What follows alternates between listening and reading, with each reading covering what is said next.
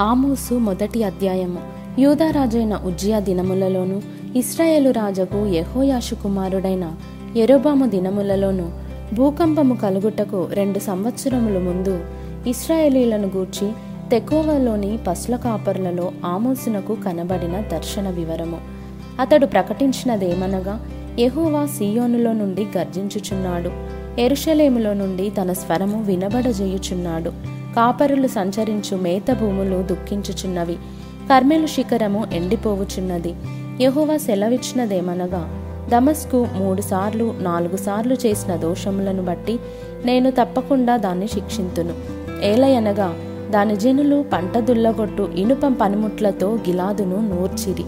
నేను హజాయేలు మందిరములో అగ్ని వేసేదను, అది బెన్హదదు యొక్క నగరులను దహించివేయును. దమస్కు యొక్క అడ్డగడియలను విరిచెదను. ఆవెను లోయలోనున్న నివాసులను నిర్మూలము చేతును. బెతెదేనులో ఉండకుండా రాజదండము వహించిన వానిని నిర్మూలము చేతును. సిరియనులు చెరపట్టబడి కీరు దేశమునకు కొనిపోబడుదురని యెహోవా సెలవిచ్చుచున్నాడు. యెహోవా సెలవిచ్చినదేమనగా, గాజా 3 సార్లు 4 సార్లు చేసిన దోషములను బట్టి నేను తప్పకుండా దాన్ని శిక్షింతును. ఏలయనగా ఎదోము వారికి అప్పగింపవలెనని తాము చెరపట్టిన వారినందరినీ కొనిపోయిరి.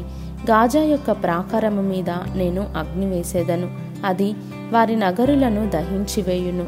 అష్డోదులో నివాసులను నిర్మూలము చేతును.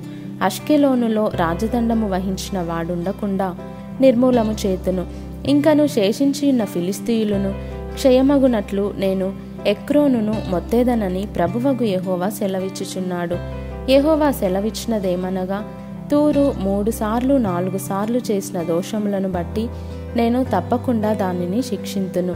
ఏలయనగా దాని జనులు సహోదర నిబంధనను జ్ఞాపకమునకు తెచ్చుకొనక పట్టబడిన వారినందరినీ ఎదోమీయులకు అప్పగించిరి. నేను తూరు ప్రాకారముల మీద అగ్ని వేసెదను, అది దాని నగరులను దహించివేయును.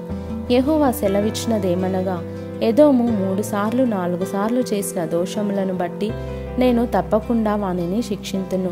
ఏలయనగా వాడు కనికరము చాలించుకొని ఖడ్గము పట్టుకొని ఎడతెగని కోపముతో తనకు సహోదరులగు వారిని మానక చీల్చుచూ వచ్చెను. తేమాను మీద అగ్ని వేసెదను, అది బొస్రా యొక్క నగరులను దహించివేయును.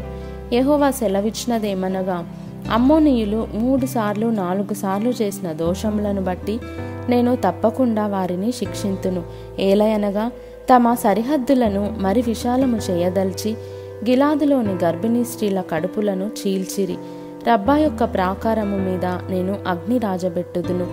రణకేకలతోనూ సొడిగాలి వీచినప్పుడు కలుగు ప్రళయము వలెను అది దాని నగరుల మీదికి వచ్చి వాటిని దహించివేయును.